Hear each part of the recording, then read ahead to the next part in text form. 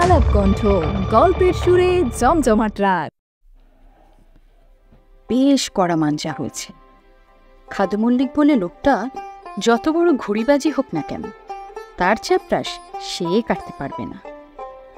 খাটে বসে পাখার বাতাস খেতে খেতে বেশ আত্মতৃপ্তির সঙ্গে কথাগুলো বললেন ফটিকবাবু। নিঝুম দুপুর, বাইরে কোথাও যেন একটা কাক ডাকছে। মাথার উপর পাখার মৃদু ঘরঘর শব্দ ছাড়া আর কোনো শব্দ নেই ফটিকবাবুর তিনতলার এই ঘরে। হঠাৎ দরজায় মৃদু কড়া নাড়ার শব্দ হলো। ভর দুপুরে কে আবার এলো? কোনো সেলসম্যান নাকি? ফটিকবাবু গিয়ে দরজা খুলতেই একপাশে সিঁড়ির অন্ধকার থেকে একটা মোলায়েম কণ্ঠস্বর ভেসে এলো। আপনি এ বাড়ির নতুন ভাড়াটে বুঝি? অসময়ে একটু বিরক্ত করতে এলাম। ফটিকবাবু দেখলেন সিঁড়ির প্রায় অন্ধকার ঘেঁষে দাঁড়িয়ে আছে একজন ভদ্রলোক, মাঝ বয়সী, পরনে ধুতি পাঞ্জাবি। তাকে দেখে সেলসম্যান বলে মনে হচ্ছে না। সম্ভবত সিঁড়ি বেয়ে ওপর থেকে নেমে এসে দাঁড়িয়েছেন তিনি। ফটিকবাবু বললেন, আপনাকে তো ঠিক চিনতে পারলাম না। ভদ্রলোক দুপা এগিয়ে এসে বললেন, আমার নাম অবিনাশ হালদার। আমি ছাদের ওই কোণার ঘরটাতে থাকি। ছাদে আপনি ঘুড়ির মাঞ্জা দিচ্ছিলেন। আমার আবার একসময় খুব ঘুড়ি ওড়াবার শখ ছিল, তাই ভাবলাম একবার আপনার সঙ্গে পরিচয় করে আসি। দুদণ্ড কি কথা বলা যাবে আপনার সঙ্গে?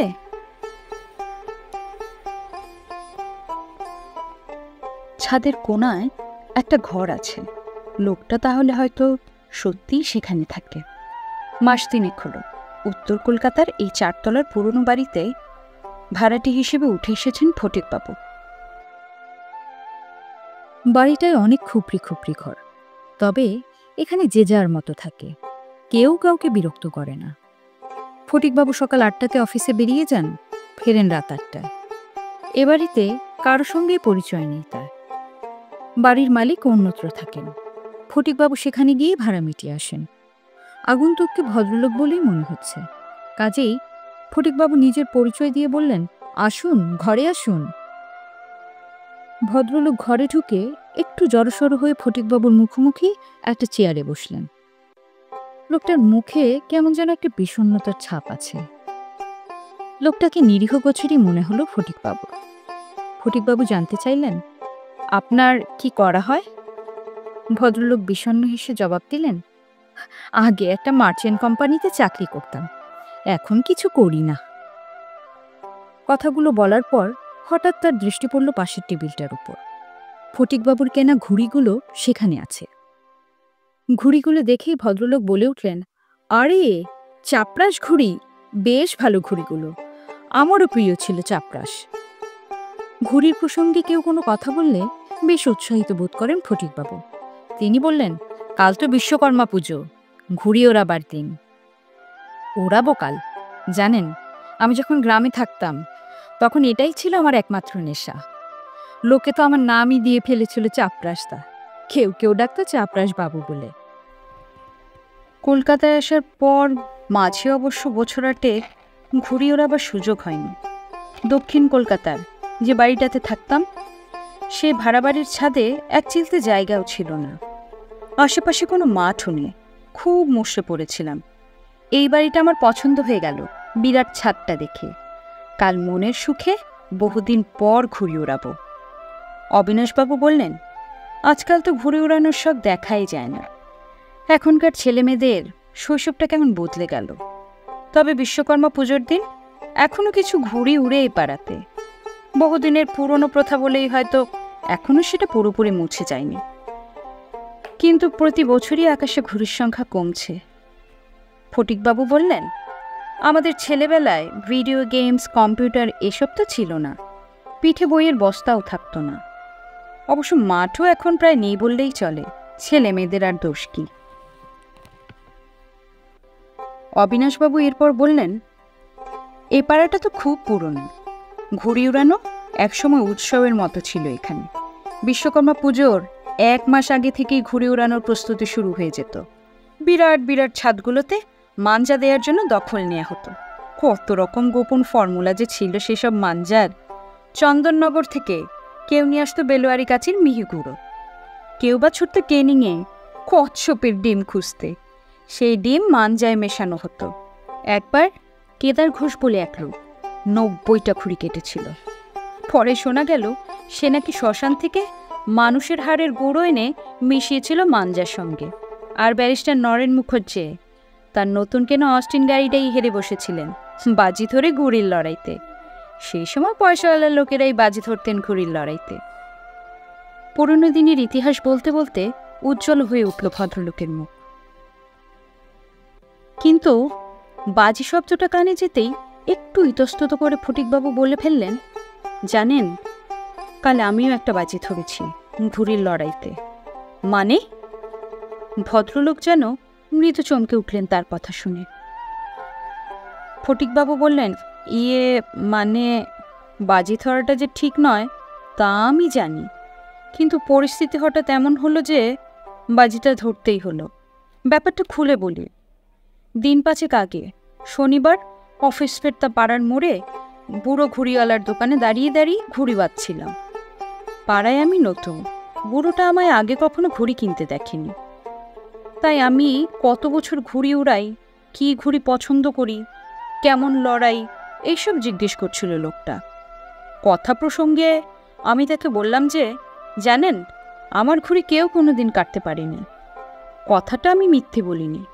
ছেলেবেলায় 2-1 বার ছাড়া আমার চাপরাশ কেউ কোনোদিন কাটতে পারেনি। কিন্তু বুড়োটাকে এই কথা বলা মাত্রই আমার পেছন থেকে কে যেন বলে উঠল, তাই নাকি, আমার ঘুড়িও কেউ কোনোদিন কাটতে পারেনি। বিশ্বকর্মা পুজোর দিন একটা লড়াই হবে নাকি? কে কত বড় ঘুড়িবাজ দেখা যাবে। তাকিয়ে দেখি আমার ঠিক পেছনে মাঝবয়সী একজন লোক দাঁড়িয়ে। তার মাথায় কদম ছাড় চুল, পরনে রংচঙে শার্ট আর রংচটা জিন্সের প্যান্ট, বোতাম খোলা বুকে সোনার চেইনে একটা বাঘের নখের লকেট। লোকটার সঙ্গে আরও কয়েকজন যুবক।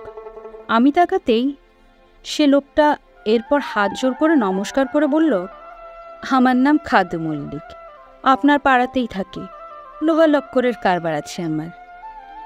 আপনি তো ওই কোনার 15 নম্বর বাড়িতে নতুন ভাড়া এসেছেন, তাই না?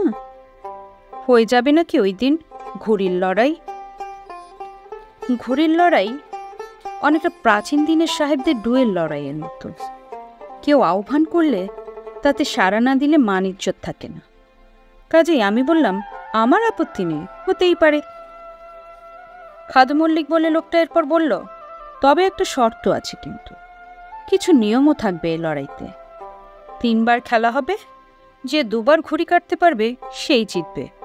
অপর পক্ষ তাকে 10,000 টাকা দেবে, অর্থাৎ এই খেলায় 10,000 টাকার বাজি।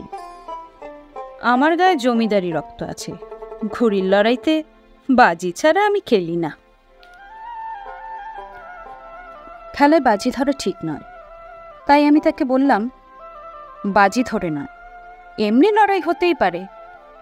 খুব বেশি হলে মোড়ের মাথায় আবার খাবো রেস্তোরাঁর মাটন বিরিয়ানি বাজি হতে পারে। খাদু মল্লিক শুনে বলল, ছ্যা, বিরিয়ানি আবার বাজি হলো নাকি? আপনি কি ভয় পেলেন?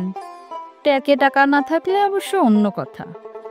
আমি শুনে বললাম, না, ও টাকা আমার আছে, কিন্তু বাজি ধরা আমার পছন্দ নয়। লোকটা দাঁত বার করে হেসে বলল, কেন ঘুড়িওয়ালার কাছে মিথ্যে গল্প করছিলেন দাদা? আপনার ঘুড়ি নাকি কেউ কাটতে পারে না, এসব গল্প আমাদের অনেক শোনা আছে। আমি জবাব দিলাম, আমি একদম সত্যি বলছি। দরকার হলে আপনি আমার গ্রামে চলুন, লোকে কি বলে শুনুন। খাদু মল্লিক বলল, গ্রামে যেতে আমার বইয়েই গেছে, সাহস থাকলে আমার সঙ্গে বাজিতে নামুন, এলেম বোঝা যাবে। আমি চুপ করে রইলাম। তাই দেখে সে বলল, হো, বুঝেছি। এই যে বুড়ো, বাবুকে তুমি খোকা লাঠিম আর ছোট ঘুড়ি দাও, খবরদার মাঞ্জা যেন করা না হয়, হাত কেটে যাবে। বাবা বিশ্বকর্মার পুজোয় খোকা বাবুদের সঙ্গে ঘুড়ির লড়াই খেলবে। মাঞ্জা লাটাই ঘুড়ির পয়সাও বরং তুমি আমার কাছ থেকে নিও। খাদু মল্লিকের চেলারা তার কথা শুনে খ্যাক খ্যাক করে অসভ্যের মতো হাসতে লাগলো। যার ঘুড়ি কোনোদিন সত্যি কেউ কাটতে পারেনি, যে বোম্বাই লাটাই ব্লেডের মতো ধারালো সুতোর মাঞ্জা ছাড়া কোনোদিন ঘুড়ি ওড়ায় না, তাকে নিয়ে এমন রসিকতা, এমন বিদ্রুপ! হঠাৎ যেন আমার মাথা কেমন বিগড়ে গেল। আমি বলে উঠলাম, ঠিক আছে, কে কত বড় ঘুড়িবাজ বোঝা যাবে, আমি রাজি। আমার কথা কানে যাওয়ার সঙ্গে সঙ্গে খাদু মল্লিক আমাকে চমকে দিয়ে পকেট থেকে একটা 100 টাকার বান্ডিল বুড়ো দোকানের দিকে ছুরি দিয়ে আমার উদ্দেশ্যে বলল, আমার, আপনার, দুজনের টাকাই ওর কাছে জমা থাকবে। আপনার কাছে টাকা না থাকলে কাল পরশু টাকাটা ওকে দিয়ে যাবেন। বিশ্বকর্মা পুজোর দিন ঠিক 5টায় আমার ঘুড়ি আকাশে উঠবে, মনে রাখবেন, কালো ঘুড়ি। আর একটা কথা, কথার খেলাপ আমি করি না, আর অন্য কেউ করলেও আমি তা পছন্দ করি না। আমাকে আর কোনো কথা বলার সুযোগ না দিয়ে খাদু মল্লিক এরপর দলবল নিয়ে হাঁটতে শুরু করল। অগত্যা সোমবার অফিস ফেরত আমিও সেই বুড়োর কাছে 10,000 টাকা জমা রেখে এসেছি। তবে আমি নিশ্চিত খাদু মল্লিক আমাকে হারাতে পারবে না। তবে বাজির টাকাটা আমি কোনো অনাথ আশ্রমে দান করে দেব ভেবেছি। অবিনাশবাবুর উদ্দেশ্যে একটানা কথা বললে থামলেন ফটিকবাবু। অবিনাশবাবুর মুখটা তার কথা শোনার পর কেমন যেন গম্ভীর হয়ে গেল। তিনি যেন একটু চিন্তিতভাবে বললেন, খাদু মল্লিক, আবার সেই কালো ঘুড়ি? ফটিকবাবু বললেন, আপনি খাদু মল্লিককে চেনেন নাকি? অবিনাশবাবু চেয়ার ছেড়ে উঠে দাঁড়িয়ে বললেন, হ্যাঁ, চিনি। বাজি ধরা ব্যাপারটা ভালো নয়, তবে ধরেই যখন ফেলেছেন তখন আর কি করবেন। খাদু মল্লিক কিন্তু পাক্কা ঘুড়িবাজ লোক, সেও অনেকদিন বাজি হারেনি। আপনার জন্য শুভকামনা রইল। ভদ্রলোক এরপর বললেন, ঠিক আছে, আমি এখন আসি, পরিচয়টা সেরে গেলাম। আরেকটা কথা, এবারের ছাদের কার্নিশটা বেশ নিচু, একটু সাবধানে ঘুরে ওড়াবেন। কথা শেষ করে আর দাঁড়ালেন না ভদ্রলোক। ফটিকবাবুকে একটা নমস্কার করে বাইরের সিঁড়ির অন্ধকারে মিলিয়ে গেলেন। ফটিকবাবুর মনে হলো লোকটা বেশ অদ্ভুত হোক, কেমন হুট করে এলেন, আবার তেমন হুট করে চলেও গেলেন। বিকেলবেলা রোদ একটু কমলে ফটিকবাবু একবার ছাদে উঠলেন মাঞ্জা দিয়ে সুতো গোটাবার জন্য। তখনই ছাদের কোণে সেই ঘরটার দিকে নজর গেল তার। দুপুরের লোকটা তো বলে গেল সে ওই ঘরটাতেই থাকে। ঘরটা অবশ্য এখন তালাবন্ধ, হয়তো ভদ্রলোক এখন বাইরে বেরিয়েছেন, মনে মনে ভাবলেন ফটিকবাবু। আজ বিশ্বকর্মা পুজো। ফটিকবাবুর ঘুম ভাঙল পুজো প্যান্ডেলের মাইকের শব্দে। সকাল সকাল স্নান সেরে বাড়ি থেকে বেরিয়ে টানা রিকশায় চেপে তিনি ঠনঠনিয়ে কালীবাড়িতে পুজো দিতে গেলেন। পুজো দিয়ে বেলা 10টা নাগাদ যখন তিনি বাড়ি ফিরলেন, তখন আকাশের দিকে তাকিয়েই মনটা আনন্দে নেচে উঠল। আকাশে ঘুড়ি উঠতে শুরু করেছে, কত রকমের ঘুড়ি, চাপরাস, চাঁদিয়াল, পেটকাটি, বগ্গা, লোডশেডিং। নিজের ঘরে ঢুকে জানলা দিয়ে আকাশে ছেয়ে যাওয়া নানান রঙের ঘুড়ির খেলা দেখতে লাগলেন ফটিকবাবু। মাঝে মাঝেই আশেপাশের বাড়ির ছাদ বা নিচের রাস্তার গলি থেকে উল্লাসধ্বনি উঠছে, ভোকাট্টা ভোকাট্টা। কোনো ভুঁড়ি হয়তো আকাশ থেকে কেটে নিচে নামতে শুরু করেছে, আর তার সুতো ধরার জন্য পিছে ধাওয়া করছে ছেলের দল। বেলা বাড়ার সঙ্গে সঙ্গে একটা চাপা উত্তেজনা অনুভব করলেন ফটিকবাবু। বিকেল ঠিক 5টায় উঠবে সেই কালো ঘুড়িটা। প্রিয় আলাপকণ্ঠের দর্শক শ্রোতা বন্ধুরা, এতক্ষণ শুনছিলেন হিমাদ্রি কিশোর দাশগুপ্ত রচিত গল্প কালো ঘুড়ি। আজকের মতো এ পর্বে এখানেই বিদায় নিচ্ছি। আগামী দিন আপনারা শুনতে চলেছেন সেই কালো ঘুড়িটার রহস্য। সে পর্যন্ত সুস্থ থাকুন, নিরাপদে থাকুন, আলাপকণ্ঠের সাথেই থাকুন। ধন্যবাদ।